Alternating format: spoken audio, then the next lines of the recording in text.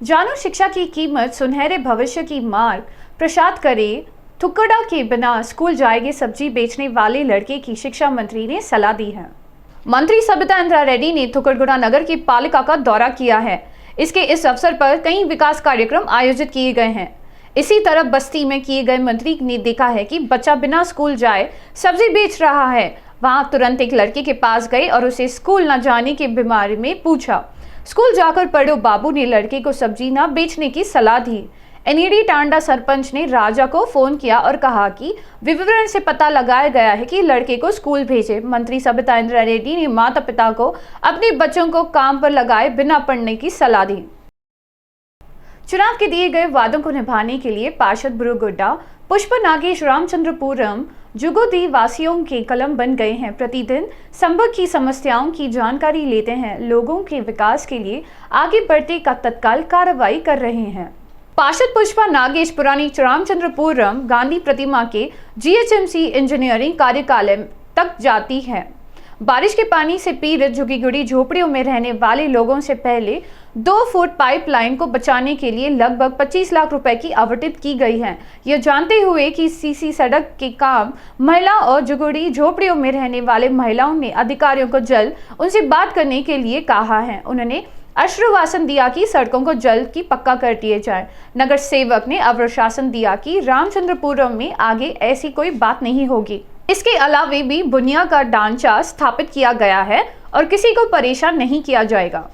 మరి ఇక్కడ ఉన్న మహిళలు మాకు రోడ్లు లేవు, నువ్వు వచ్చినప్పుడు వేసిన రోడ్లే, నువ్వు వచ్చినప్పుడు వేసిన మంచినీళ్ళే, ఈ 5 సంవత్సరాలు మాకు ఎట్లాంటి పనులు కాలే, నువ్వు మంచిగా పనిచేస్తావు కాబట్టి నిన్ను మేము మంచి మెజార్టీతో గెలిపిస్తామని ఇక్కడ ఉన్న మహిళలందరూ హామీ ఇవ్వడం జరిగింది। వాళ్ళు కోరిన మేరకు కూడా నేను మీకు ఏవైతే పనులు ఉన్నాయో గెలవంగానే నేను మీ పనులు చేపిస్తానని చెప్పేసి కూడా వాళ్ళకి హామీ ఇవ్వడం జరిగింది। మరి సీసీ రోడ్డు మరి గతంలో ఎప్పటి నుంచో ట్రెండింగ్ ఉండే, మరి చేయాలన్న తపనతోటి మరి వేరే దగ్గరికి వెళ్ళి తీసుకొచ్చి మరి ఇక్కడ వేయడం జరుగుతూ ఉన్నది। ముందు అండర్ గ్రౌండ్ డ్రైనేజ్ చేసుకొని సీసీ వేయాలన్న తపనతోటి ముందు అండర్ గ్రౌండ్ డ్రైనేజ్ చేసుకున్నాం। మళ్ళీ ఒక నెల రోజులల్లో మరి సీసీ రోడ్డు వేస్తామని చెప్పేసి కూడా వాళ్ళకి మాట ఇవ్వడం జరిగింది। ఎందుకంటే అక్కడ మహిళలందరూ ఇక్కడ కూర్చొని మరి మేము అందరం అప్పుడు మాట్లాడుకోవడం జరిగింది। ఎందుకంటే నువ్వు మహిళలలో ఉంటావు, మహిళల అభివృద్ధి నీకు ఇబ్బంది నీకు తెలుస్తుంది కాబట్టి నేను మీకు చెప్తున్నాం అక్క, నిన్ను మంచి మెజార్టీతో నీకు ఓటేసి మంచి మెజార్టీతో గెలిపిస్తామని ఇక్కడ ఉన్న మహిళలు చెప్పడము మరి వాళ్ళకి నేను హామీ ఇవ్వడం జరిగింది। मणिकुंडा जागीर की जमीन पर सुप्रीम कोर्ट ने सनसनीखेज फैसला सुनाया है। सुप्रीम कोर्ट ने सरकार को पक्ष के फैसले सुनाए हैं। इसके साथ तेलंगाना सरकार में 116,504 के आसपास एकड़ जमीन के फिर कब्जा कर लिया है। इस जमीन पर सरकार और वक्फ बोर्ड के बीच में कई सलाहों का पंचायत चल रहा है। हाईकोर्ट में भी पहले बहस चल रहे थे। 3 अप्रैल 2012 को हाईकोर्ट ने वक्फ बोर्ड के पक्ष फैसला सुनाया। सुप्रीम कोर्ट ने हाल ही फैसले में रद्द कर दिया था। सुप्रीम कोर्ट ने पहले दिए गए फैसले को दिनाकर करते हुए हाल ही राज्य सरकार के पक्ष में फैसला सुनाया। वक्फ बोर्ड ने ट्रिब्यूनल में समर्थन में 1,504 एकड़ और 32 हॉल की जमीन पर अपना दावा करने का अदालत दरवाजा खटखटाया। हालांकि सुप्रीम कोर्ट के न्यूनतम के फैसले के साथ उसी भूमि में सभी अधिकार प्रदान किए गए। नगर निगम के अधिकारियों ने निजामपेट नगर के निगम के भीतर अवैध ढांचों का जब्त कर लिया है। अधिकारियों ने निजामपेट को 5 और प्रगति नगर में 1 इमारती को जब्त कर लिया है। 1 से अधिक सैट बैंक वालों इमारतों की जब्ती, सुरक्षा मानकों और अनुमतियों के ऊपर परमिट।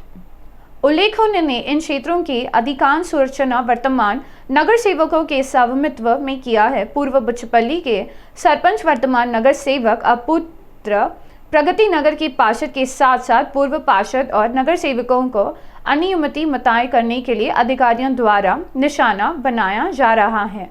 जनप्रतिनिधियों द्वारा इसी तरह की बर्बादी और अनियमितताओं के लिए किसी की जिम्मेदार ठहराए जाए हैं।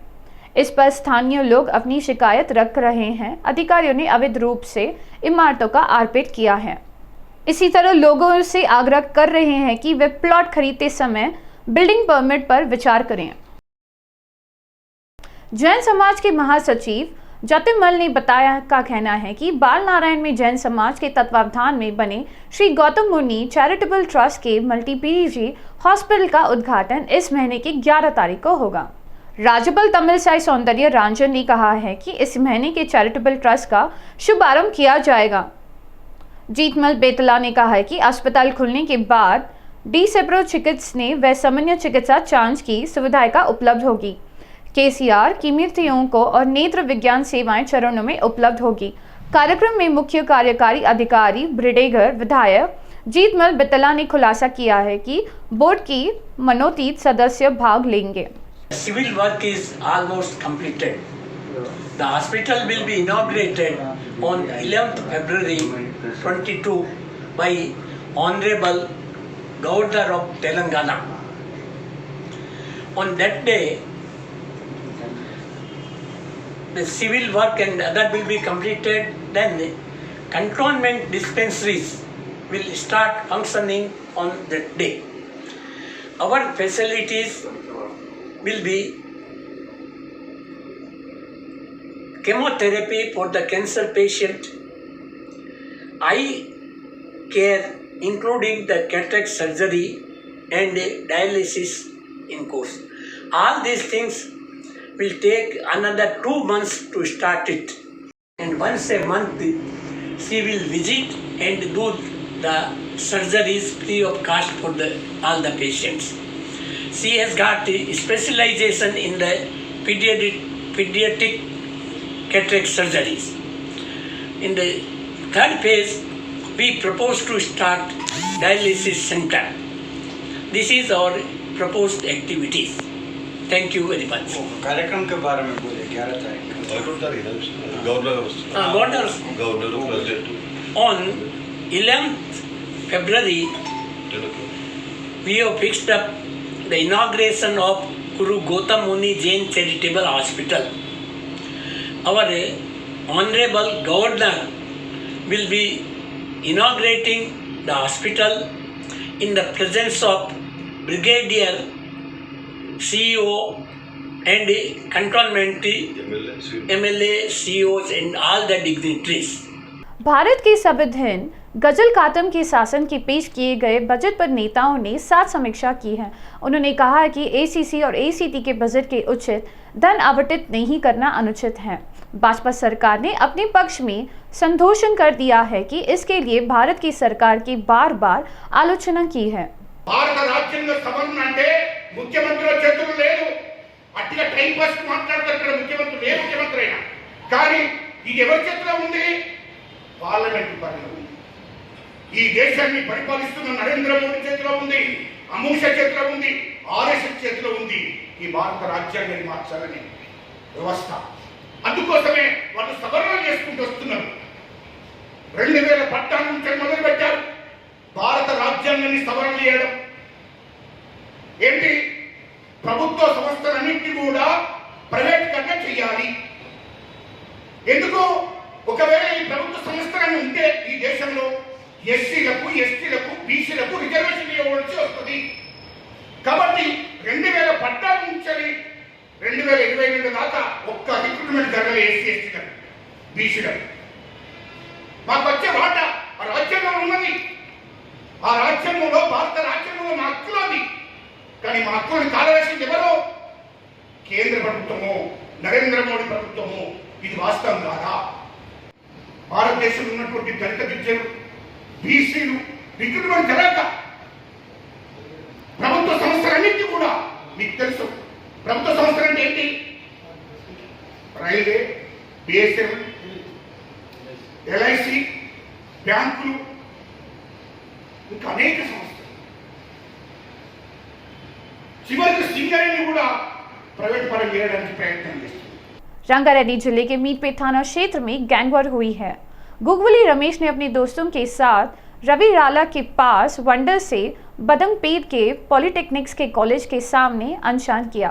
रमेश ने जब जुरपुल्ला अर्जुन से पूछा वह इतनी तेजी से क्यों जा रहा था, तो दोनों गुटों ने झगड़ाया और कहा कि गुलवीर रमेश और उसके दोस्त बदंगपेट नगर की पंचायत में आए गए अर्जुन ने देखा कि अपने दोस्तों के साथ और रमेश के उसके दोस्तों के बस से डंडे से हमला किया गया है। पुलिस ने कहा कि मामला दर्ज किया गया है और 11 लोगों को गिरफ्तार किया गया है।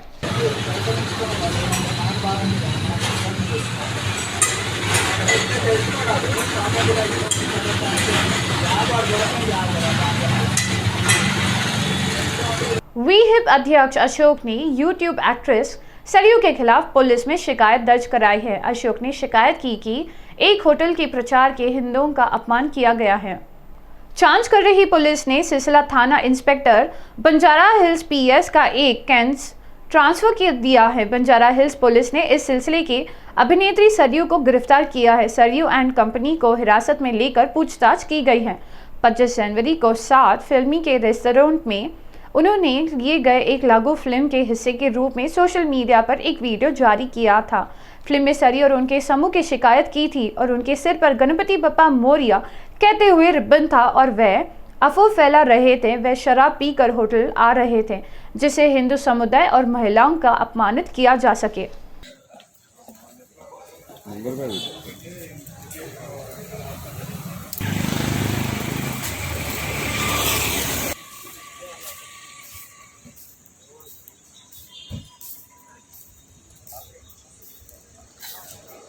सीएम केसीआर सिंगरेनी पर श्वेत पत्र जारी कर रहे हैं।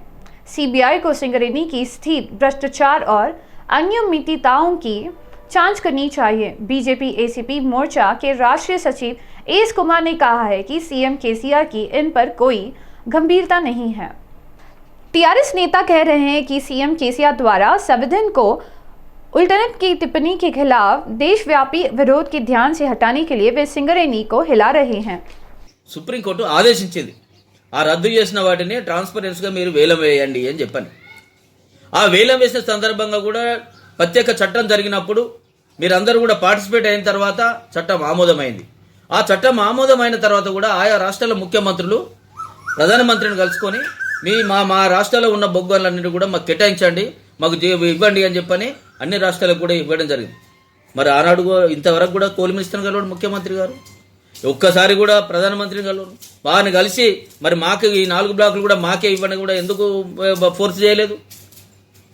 టెండర్ల ప్రక్రియ ప్రారంభం అయిన తర్వాత ఉత్తరాలు రాయడం అప్పటిదాకా కూడా ఆలోచన లేని విషయం.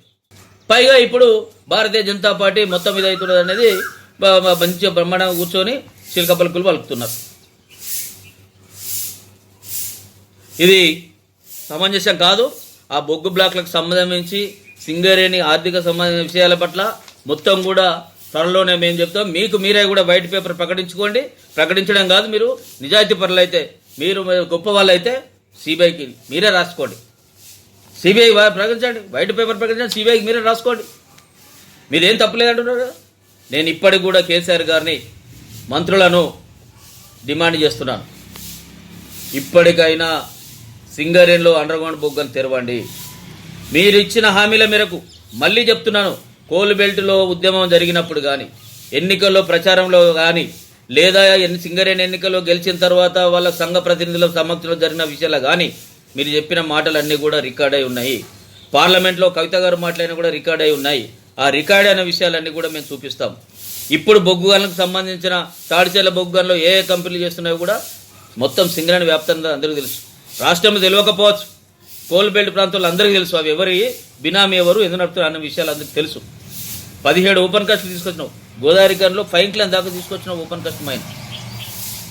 ఆలోచించాలి. ఈ ప్రాంతం నుంచి ప్రాతినిధ్యం ఉన్న ఎమ్మెల్యే కానీ మంత్రి గారు కానీ. పైగా ఉల్టా మాట్లాడడం, మీ తప్పులను ఎత్తి చూపితే ఉల్టా వేసి మాట్లాడి భారతీయ జనతా పార్టీ చేయడం ప్రయత్నం చేస్తున్నారు. భారతీయ జనతా పార్టీ పోరాడుతుంది. బండి సంజయ్ గారి నాయకత్వంలో, కిషన్ రెడ్డి గారి నాయకత్వంతో కూడా తప్పకుండా మేము పోరాడతాము. ఈ రాష్ట్రానికి వచ్చే అనేకమైన హక్కులను సాధిస్తున్నాము. సాధించడమే కాదు, ఇంకా అవసరమైతే కేంద్ర మంత్రి దగ్గర కానివ్వండి, ప్రధానమంత్రి దగ్గర కూడా మేము చేస్తున్నాము.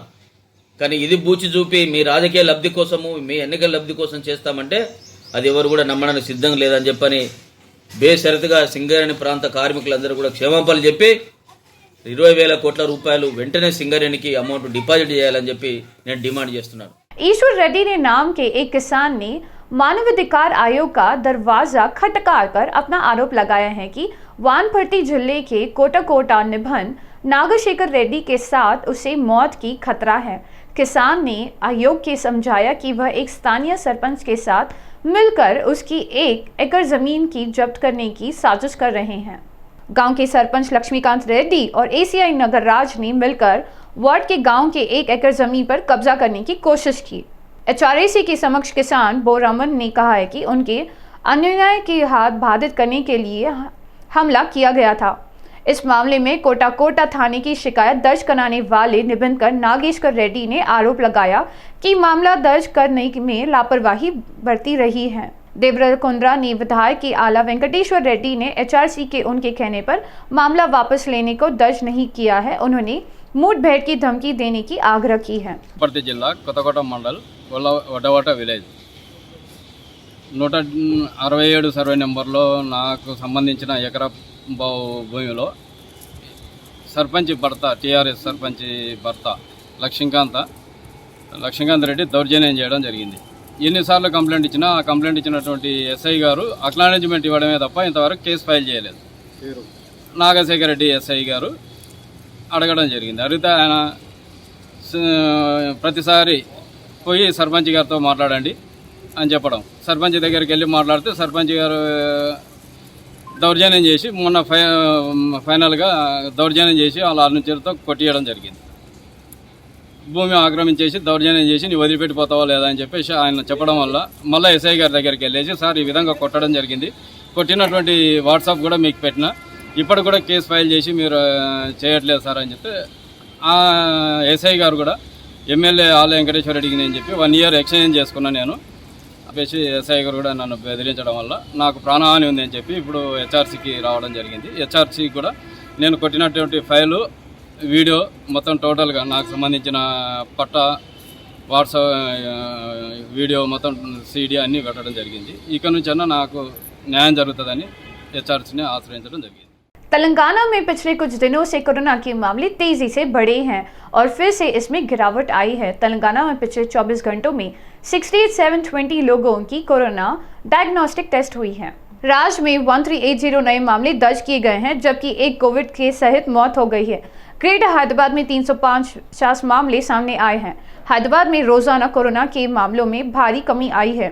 राज्य में फिलहाल 24,000 एक्टिव केसेस हैं। तेलंगाना चिकित्सा विभाग के मुताबिक तेलंगाना में मरने वालों की संख्या फिलहाल कल 0.53% है। टॉलीवुड में कोरोना महामारी ने कोहराम मचा रखा है। सचनेत्री जयसुधा को भी कोरोना महामारी की प्रभावित थी। जयसुधा कुछ समय से अमेरिका में है। जयसुधा ने खुलासा किया है कि उनका हाल ही में एक बीमारी के लिए इलाज किया गया है। इसी बीच जयसुधा ने खुलासा किया है कि उनके कोरोना से संक्रमित होने की खबर प्रशंसक चिंतित है। जयसुधा ने कहा है कि वह इस समय होम आइसोलेशन में है।